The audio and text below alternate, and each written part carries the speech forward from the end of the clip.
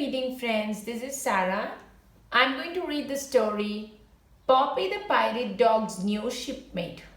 Poppy the Pirate Dog's New Shipmate is written by Liz Kessler. Poppy is a pirate dog. She's got a new shipmate, George the Kitten. Will they become friends? Let's see. Poppy the Pirate Dog.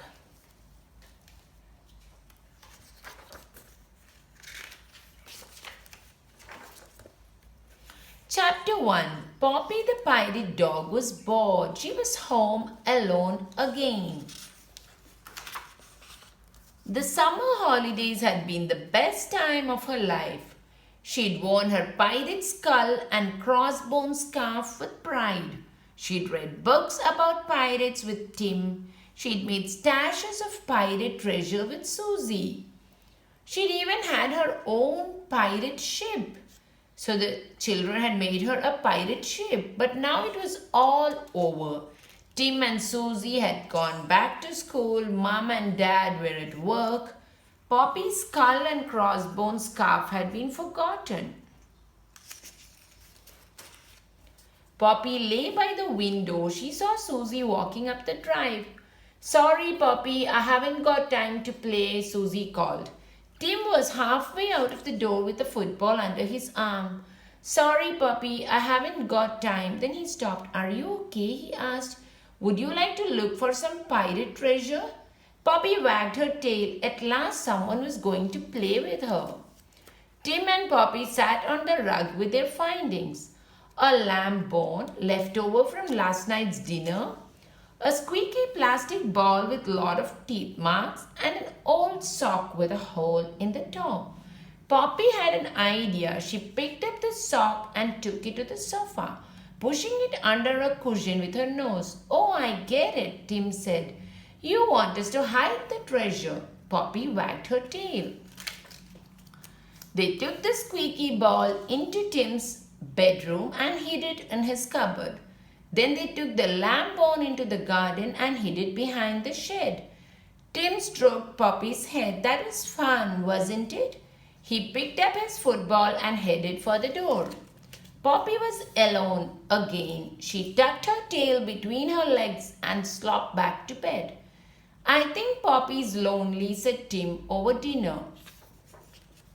"Of course I'm lonely," Poppy thought. "You try spending all day sitting alone in an empty house and I see how you feel." "I think you're right," said Susie as she tied the freshly washed pirate scarf around Poppy's neck. "Pirate dogs need a life of thrill and adventure, not an empty house." "Exactly," Poppy thought, "and they need someone to stay at home living the pirate life with them. So this is what Poppy is dreaming of, a lot of friends to live his pirate life. A shipmate who doesn't have to go to school or work." Mom switched on the television. Animal Rescue was about to start. "Hold on," Dad said. "I think I might have an idea." Next day was Saturday and Poppy was home by herself again. But she didn't mind this time. Something exciting was happening. It had started with a phone call. Dad came off the phone and gathered everyone together. "We can go straight over," he said. Tim knelt to stroke Poppy. "We've got a surprise for you," he said. "Let's see what's going to happen." "You're going to have a little brother," Susie said. "A brother? Were they getting another Tim?" "We won't be long," Mom called as they all went out. Poppy paced the house wondering what her new brother would be like. Then she had a thought. Tim was Susie's brother. If they were getting a little brother for Poppy, that meant he'd be a Dalmatian like her. He would be her shipmate as well as her brother. She would teach him all about being a pirate dog. She'd show him where to hide his treasure. She'd share her bed with him. Maybe her family would get him a skull and crossbone scarf just like hers. Best of all, she wouldn't be alone anymore. "Poppy," Dad called, "we're home. Come and meet your brother." Poppy charged down the stairs. "Poppy, this is George," Susie said. She opened her arms wide enough for Poppy to see. Poppy leapt up in excitement. Then she froze. This couldn't be right. Where were his spots? All Dalmatians had spots. He wasn't even black and white. He was ginger. Then Poppy noticed something else. This George wasn't even a dog. He was. Susie smiled. He's a kitten. Poppy knew about kittens from animal rescue. Kittens couldn't be pirates. They weren't nearly fierce or brave enough. What were her family thinking? Poppy stared at the ball of ginger fluff in Susie's arms. It had huge eyes and little whiskers all round its mouth. And at the end of its tiny paws reaching towards Poppy's nose, it had arched claws, and they hurt. Susie put George on the ground. Poppy and George stared at each other. Then Poppy edged closer and leaned down to sniff him. George reached a paw up and smacked Poppy right in the eye. So much for her new shipmate. Poppy stomped over to her bed and didn't make any space for George.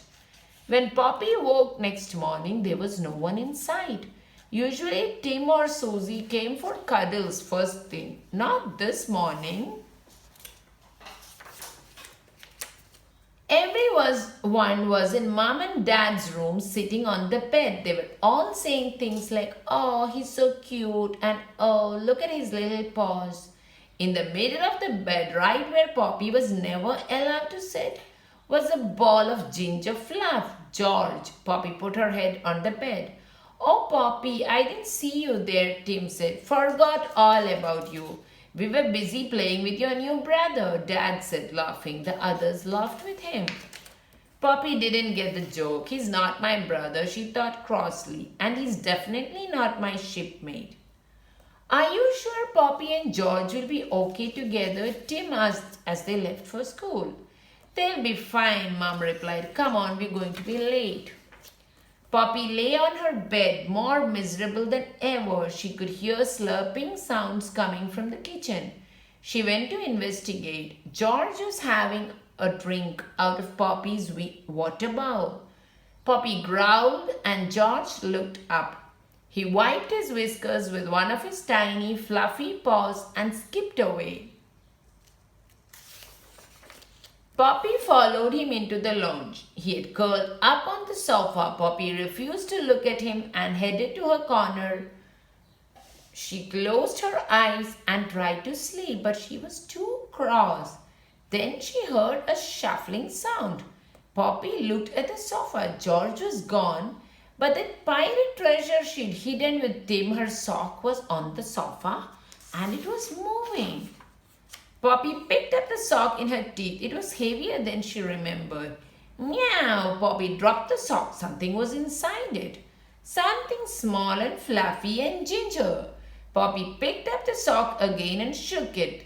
The tip of a ginger tail poked out. A ginger bottom and two ginger paws came next. One more shake and George plopped onto the floor. Poppy let out a fierce growl, well, as fierce as she could manage with a sock between her teeth.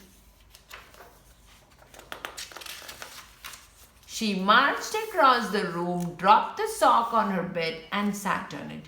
From now on, she would guard it with her life. At least George would never find her other private treasures. They were too well hidden. Something was squeaking. It was coming from Tim's bedroom. Poppy went to see what it was. Tim's wardrobe door was open. Inside, on top of Tim's PE kit, was George. He was jumping up and down on the squeaky ball. Poppy's second piece of pirate treasure. Poppy barked loudly. George froze, paws in the air, ears sticking up. He looked at Poppy with his big round eyes. Poppy growled. She nosed George out of the way and took her ball to her bed. She would watch her treasure like a hawk from now on. She was just going to rest her eyes for a moment first. Protecting pirate treasure is hard work for anyone. Arg! Someone was pulling Poppy's tail. George! That was it. Poppy had had enough. But before she could think anything else, George leapt forward and pounced on her tail. Puppy growled her most fearsome, angry pirate growl. George arched his back and let out a hiss that sounded like a snake. Puppy stared at him for a moment in surprise. Then she remembered how cross she was. Barking, she chased George out of the room, across the hall and into the kitchen. George jumped up and landed on the door handle. The back door swung open. Puppy barked again. George slipped off the handle, fell to the ground and ran out into the garden. Finally, thought Poppy, I've got the house to myself again. It was quiet, too quiet. Where was George? Making trouble somewhere, probably. Poppy went outside and sniffed the bushes. Not there. She tried the flower beds. Nothing there either. Then she heard a noise around the back of the shed.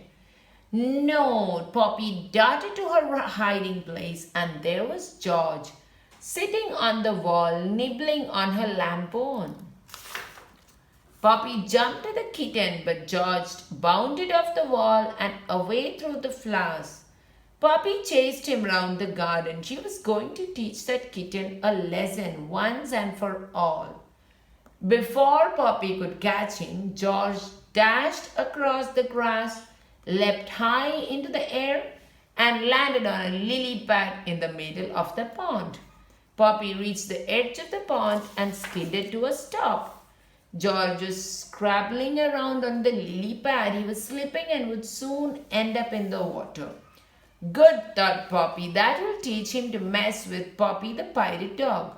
But even though she was a tough pirate dog, she couldn't help feeling sorry for him. She couldn't leave him. She was supposed to look after him. After all, he was her brother. Meow, mewed George as a corner of the lily pad slipped under the water. Poppy looked at the wooden decking that led almost to the center of the pond. There's nothing else for it, she thought. I'll have to walk the plank. Poppy tiptoed carefully all the way to the end of the deck and stretched as far as she could. George was just out of reach. George leaned towards Poppy. The lily pad he was standing on sank even more, and George nearly sank with it. No, thought Poppy. She thought she wouldn't make it, but then Poppy reached a bit further, grabbed George's neck in her teeth and pulled him to safety. Poppy carried George along the plank and into the garden. She put him down on the grass. So he's been a naughty little kitten. Come on, little brother, she thought. Let's get you inside. Poppy picked up her lamb bone and they went into the house. Poppy took the bone to her bed. She curled up next to it. George sat on the floor. Meow, he said.